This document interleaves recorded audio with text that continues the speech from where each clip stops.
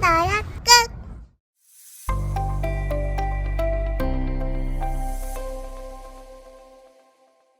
이번 영상에서는 어린이집 그리고 유치원 고르는 법에 대해서 말씀드리도록 하겠습니다. 우리 부모님들이 가장 고민하는 것 중 하나가 사랑하는 내 아이를 어떤 기간에 맡겨야 할까이잖아요. 특히 3월 전 1월, 2월 때쯤이 되면 아이 기관 선택에 있어서 많은 부모님들이 어떤 기간이 우리 아이에게 더 적합할까를 고민하시곤 합니다. 그래서 오늘 제 영상이 좀 좋은 기간을 선택하는 데 도움이 되었으면 좋겠습니다. 저는 지금 이제 예민한 아이를 키우고 있고 예민한 아이에 대한 이야기를 또 하다 보니 조금 더 예민한 아이들은 어떤 기간이 좋을까에 초점을 두고 설명을 드리려고 해요. 그런데 사실 모든 아이들에게 이렇게 해준다면 좋겠죠. 그러니까 모든 아이들이 이런 좋은 기간을 간다면 좋겠는데 다만 기질에 따라서 순한 아이들은 꼭 이런 환경이 아니어도 어떤 환경에 가더라도 적응을 잘 한다는 뜻이 되는 것이고 예민한 아이들은 조금 더 환경에 민감하기 때문에 이런 환경을 좀 더 부모님들께서 신경을 써주셨으면 한다는 말씀을 드립니다. 정리하면 모든 아이들에게 좋은 기간을 찾아주는 게 사실은 부모가 가장 했으면 하는 그 마음은 저도 똑같거든요. 그래서 한번 제 얘기를 들어보시고 후보지로 둔 기간이 있으시다면 이 기간이 우리 아이에게 좋겠다 이런 거를 좀 가늠하시는 데 도움이 되셨으면 좋겠습니다. 일단 우리 아이가 조금 예민하다라는 생각이 들다면 큰 국공립 기관보다는 조금 종교적이거나 아니면 약간의 철학을 띤 발도르프 학교라든지 아니면 뭐 자연학교라든지 그런 특수한 교육 철학을 가진 또 기관들이 있어요. 저는 그런 기관을 조금 더 보내실 것을 추천드립니다. 왜냐하면 국공립 유치원이나 국공립 어린이집 같은 경우에는 나라에서 정해진 또 교육과정이 있고 그거에 맞춰서 매뉴얼대로 좀 접근을 하다 보니 아이 한 명 한 명에 대해서 세심하게 또 어떤 철학을 가지고 운영을 하기는 힘들 수도 있어요. 물론 제가 지금 말씀드리는 건 모든 기관마다의 차이가 있고 선생님마다 이제 차이가 있지만 대체적으로 조금 더 세심한 관찰 그리고 아이 한 명 한 명에게 집중될 수 있는 환경을 말씀을 드리는 거예요. 그래서 그 부분을 좀 이해를 해주시면 좋을 것 같고요. 예를 들어서 초등학교도 대안학교가 따로 있잖아요. 그러니까 조금 더 정규적인 교육과정 말고 좀 더 대안적으로 접근을 하는 대안학교로 보내기도 하는데 이런 유아기관도 마찬가지로 그런 기관들이 있기 때문에 숲 체험을 많이 할 수 있는 그런 기관 그리고 생태교육 같은 것들을 하는 기관 그런 데를 좀 눈여겨보셔서 예민한 아이들을 키우고 계시다면 그런 데 상담을 받아보실 것을 추천드립니다. 이런 놀이학교나 종교 부설기관 그리고 공동육아를 하는 기관들의 경우에는 앞서 말씀드린 것처럼 아이 하나하나에 더 세심한 관찰을 해주시기 때문에 아이가 환경에 민감하고 낯선 것에 대한 거부감이라든지 두려움이 있을 경우에 좀 더 적극적인 대처가 가능합니다. 또한 원장 선생님께서 항상 상주하시는 것도 저는 이제 기간을 결정하는 중요한 요인 중에 하나라고 생각을 하는데요.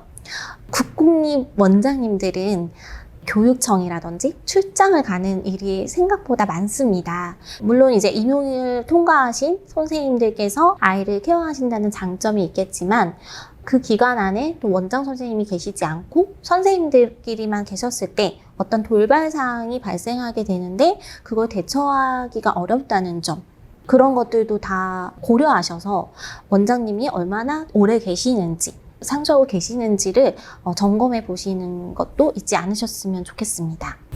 그리고 담임 선생님이 아주 중요합니다. 어머님들이 상담 가실 때 사실 원장님하고 얘기를 많이 하지 내 아이의 담임 선생님을 만나기는 어렵거든요. 그런데 저는 아이가 예민하다면 조금 더 한 발 나가셔서 우리 아이의 담임 선생님이 될 분이 어떤 분이신지를 꼭 만나보셨으면 좋겠습니다.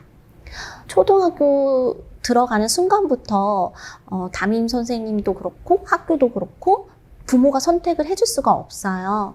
하지만 유아기간만큼은 부모가 어느 정도 미래 환경을 보시고 내 아이에게 적합한 선생님을 찾아줄 수 있거든요.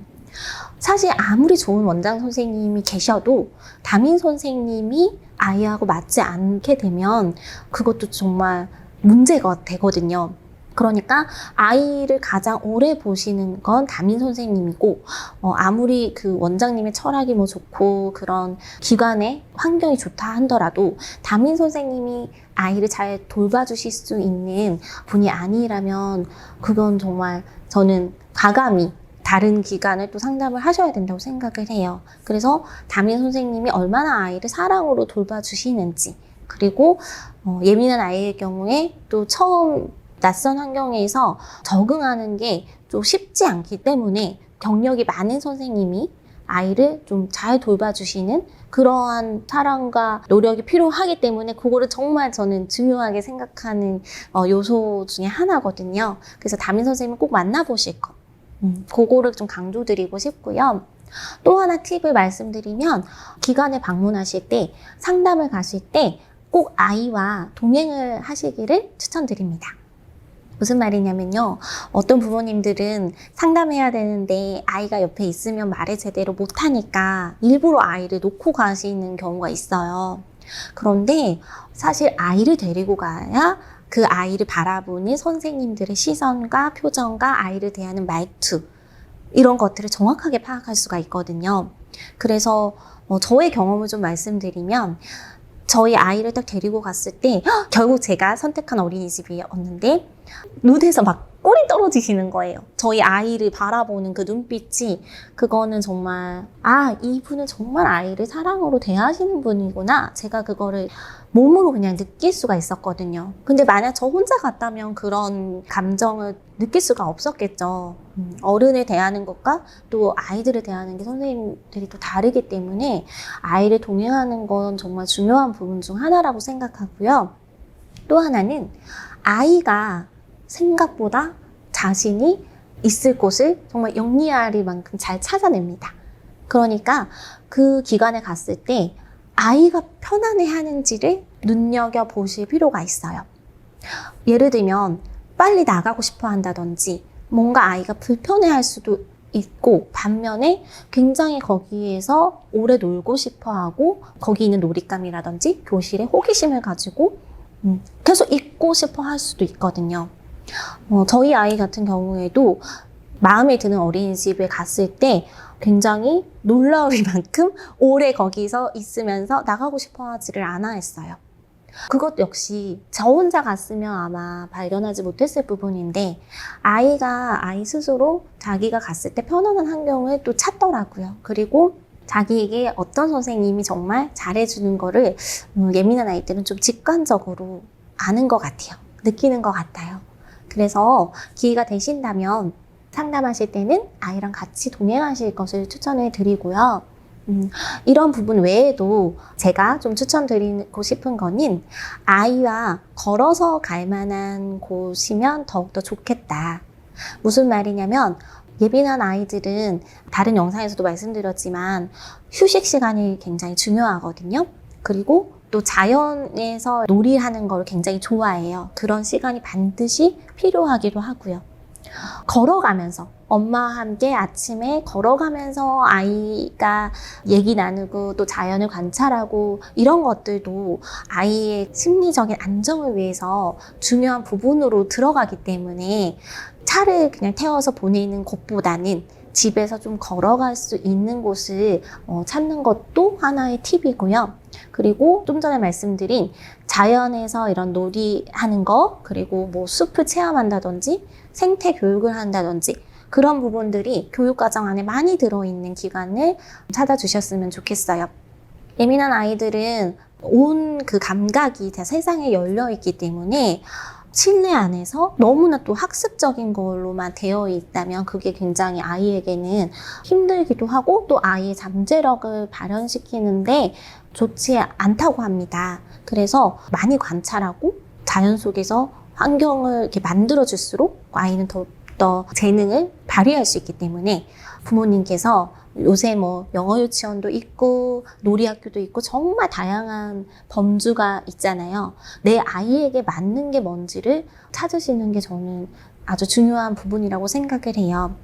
그리고 요거는 정말 이제 생각 못 하실 수 있는데 햇살이 잘 들어와야 된다는 거, 그런 것도 정말 책에 다 나오더라고요. 제가 여러 가지 이제 책을 다 살펴보면서 책을 쓸 때 햇살이 잘 들어오는 것도 아이에게는 아주 중요한 부분이 되는 것이고, 그러려면 창문이 이제 또 있어야 되고, 넓고 단층으로 되어 있어서 마당이나 놀이터가 항상 있어서 왔다 갔다 하면서 뛰놀 수 있는 공간이 있는 것도 중요한 요소 중에 하나가 된다고 하니까 이런 것들을 모두 다 고려하셔서 아이에게 맞는 좋은 기간을 찾아주셨으면 좋겠습니다. 좋아요, 구독을 눌러주세요. 알림 달아